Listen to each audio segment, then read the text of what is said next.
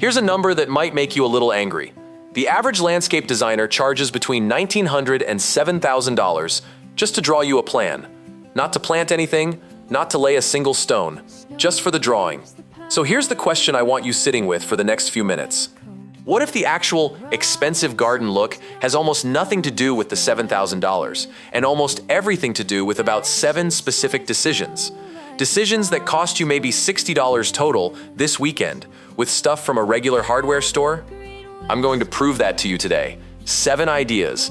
Every single one of them is something a designer would absolutely charge you for, and every single one of them I'm about to hand you for free.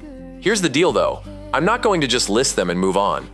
For each one, I'm going to tell you the actual psychological reason your brain reads it as expensive, because once your brain understands the trick, you genuinely cannot unsee it.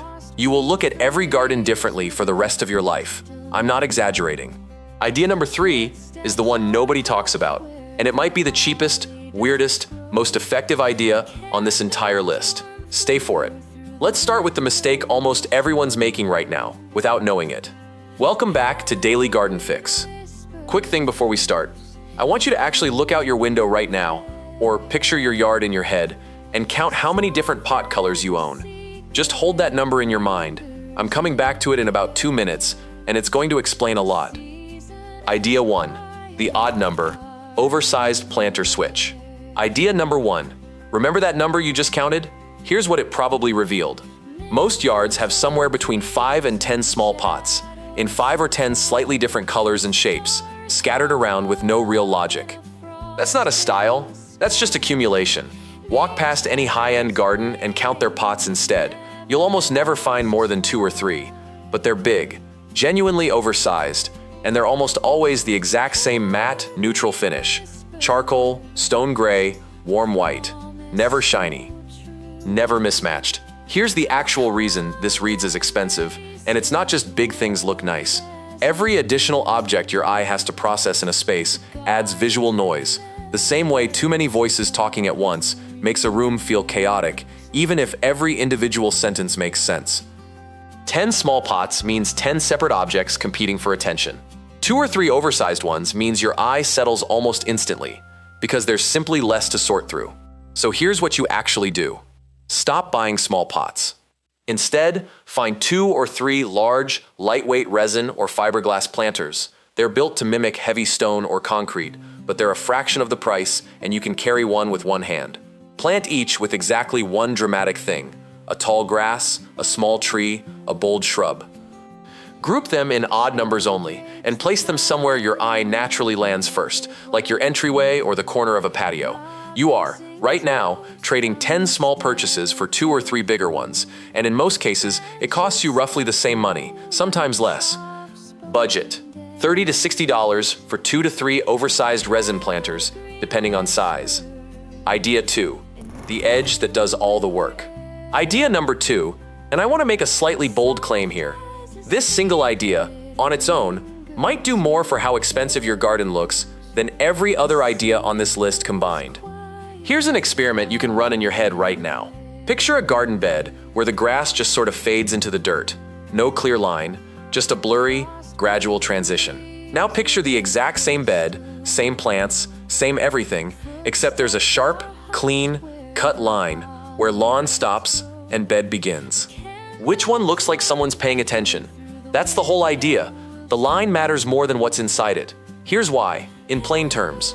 A blurry boundary is something your brain associates with neglect, grass that's been allowed to creep, edges nobody's bothered with. A sharp boundary is something your brain reads as a decision. Someone drew this line on purpose, which means someone is paying attention to this space, which your brain translates almost instantly into "this cost money," even when it didn't. Grab a half-moon edger, under $20 at any hardware store, and cut a clean, deep trench around every bed you have. Then lay down a dark mulch inside it, ideally a deep brown or near black. That dark to green contrast makes every single plant inside the bed look more saturated and alive, the same way a dark mat makes a photograph pop more than a white one. Budget: $15 to $20 for an edger you'll reuse forever, plus $8 to $12 for a bag of dark mulch. Idea 3. The fake patina trick nobody admits to. Idea number 3. the one I promised you at the start, and I genuinely think this is the most underused idea in all of DIY gardening. Here's the thing about brand new garden decor. A shiny new metal trellis, a fresh plastic bird bath, a brand new stake. They all have one thing in common. They look new. And new is oddly the opposite of what makes a garden feel expensive, because expensive gardens almost always look like they've been there for years, like the space has history. You are about to fake decades of aging in one afternoon for about $30. Buy the cheapest plain steel or iron garden accent you can find. A basic trellis, a set of stakes, a plain bird bath. Bring it home and spray paint it in a textured dark bronze or hammered iron finish.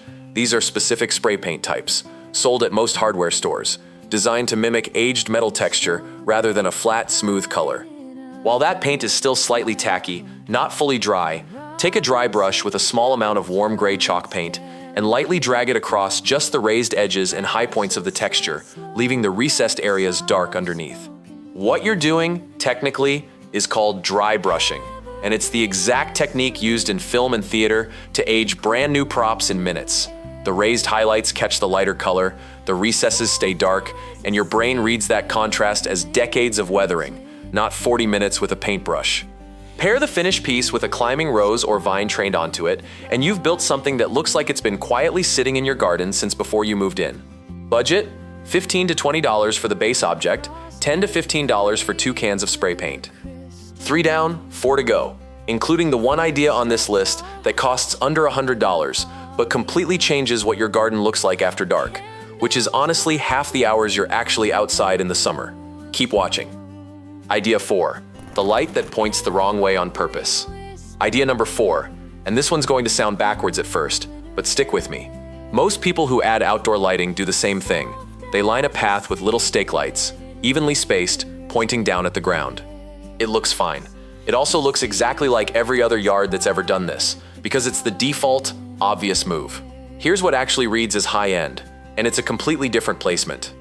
Instead of lining a path, take 2 or 3 solar spotlights and place them at the base of your tallest, most dramatic plant or small tree.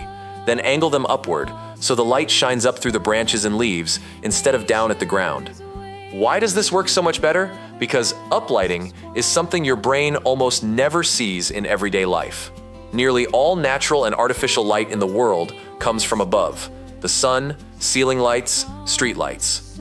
Light coming from below, filtering up through leaves and casting shadows upward instead of downward is genuinely unusual, and unusual reads as deliberate, theatrical, designed, the exact lighting technique boutique hotels and high-end restaurants use specifically because it doesn't look like anywhere else you've been that day.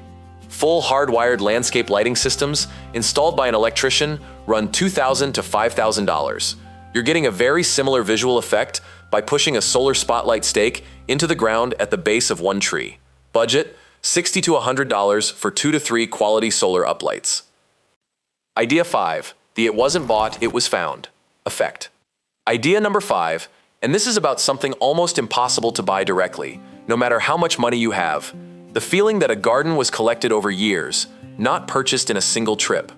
Matching garden decor, a full set bought together from one store, always has a certain sameness to it, a slightly catalog showroom quality, even when every individual piece is nice. Genuinely special gardens almost never look like that. They look assembled, gathered, a little mismatched, like every piece has its own small backstory. Here's how you fake that, and it costs almost nothing. Start checking flea markets, estate sales, and online marketplace listings for old, weathered, slightly rusted items. An old wooden ladder, a galvanized metal watering can, a bicycle wheel, anything with real texture and age already built in, since you don't have to fake this one. Then place these things with intention, not evenly. Lean the ladder against a fence, and let a climbing vine grow up through its rungs. Half bury the old watering can among your flowers so it peeks out rather than sits front and center. Let the bicycle wheel show from behind a shrub instead of standing in the open. The reason this works is simple. These objects add genuine height variation and texture your plants alone can't provide. And because they already look aged, your brain reads the whole space as something discovered over time rather than something decorated in a single Saturday. Budget: often $5 to $20 per item from secondhand sources, sometimes free if you already have something rusted and forgotten in a shed or garage. Idea 6. The texture rule that sounds too simple to work. Idea number 6. And I'd actually argue this is the most important idea on the entire list, because it's the one thing separating a garden that looks flat from one that looks genuinely rich, even at the exact same price point. Here's a question. Have you ever seen a garden with clearly expensive plants that still somehow looked kind of boring? That's almost always a texture problem, not a plant problem. It's not what you planted, it's how those plants relate to each other. The fix is a simple layering framework. Start low, with a ground cover that spreads and fills gaps. Creeping thyme or a low mondo grass work well. Add a mid-layer with bold architectural leaves. Hostas are perfect here, since their big, broad shape instantly reads as more mature and established. Go taller with something fine and feathery, an ornamental grass or a narrow, upright shrub. And finally, if you have any vertical surface at all, train a flowering vine up it for movement and height. The actual secret isn't the specific plants, it's contrast. Fine, feathery texture next to broad, waxy leaves. Dark foliage next to bright, round shapes next to spiky ones. When your eye moves through a bed like that, it keeps finding something new to notice, instead of registering green stuff once and moving on. This costs you nothing extra beyond the plants you are already going to buy. It's entirely about which combinations you choose. Budget. No additional cost beyond your existing plant budget. This is a selection decision, not a purchase. Idea 7. The path that makes a sound. And now, idea number 7, the final idea. And out of everything on this list, this might have the single biggest visual impact for the smallest amount of money. A gravel path. Now, before you dismiss that as too plain, hear me out, because there's a massive difference between gravel dumped on the ground and a genuinely designed gravel pathway. And the difference comes down to 4 specific choices. First, the shape. Never go straight if you can help it. A gently curving path creates a feeling of discovery, like there's more garden to explore around the bend. Straight lines read as utilitarian, like a parking lot or a sidewalk. Curves read as intentional, like an estate. Second, the edge, and this connects back to idea 2. Loose gravel without a contained edge just looks like spilled material. Use dark steel landscape edging or line both sides with smooth river rocks to give the path a defined, deliberate boundary. Third, and this is the detail almost nobody mentions, the sound. Walking across gravel produces a distinct crunch that walking on a smooth concrete path simply doesn't.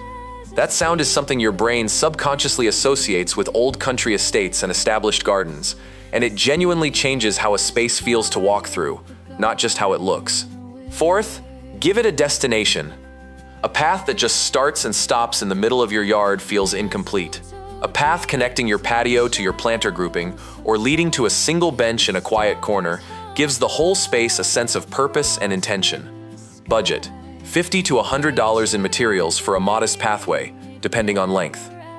So there you have it. 7 ideas that make a small garden look genuinely expensive without an actual designer, an actual contractor, or an actual $7,000 plan. Quick recap. The odd number oversized planter switch. The edge that does all the work. The fake patina aging trick. Uplighting instead of path lighting. The "it wasn't bought, it was found" effect. The texture layering rule. And the gravel path that curves, is contained, and leads somewhere. Here's what I want you to do right now. Go back to that pot count from the intro. Comment below with your number, and tell me which of these 7 ideas you're trying first this weekend. I read every single comment, and I'll reply with a specific tip for your situation. And if you know someone who's convinced a nice-looking yard is only for people with real landscaping budgets, send them this video. Every single idea today came in under $100, and most of them came in under $30. Next week on Daily Garden Fix, I'm covering the opposite mistake. Big, spacious yards that somehow still manage to look cheap, and why more space actually makes this problem worse, not better. Subscribe, hit the bell, and I'll see you in the next one. Remember, it was never really about the money, it's about the decisions. And decisions are free.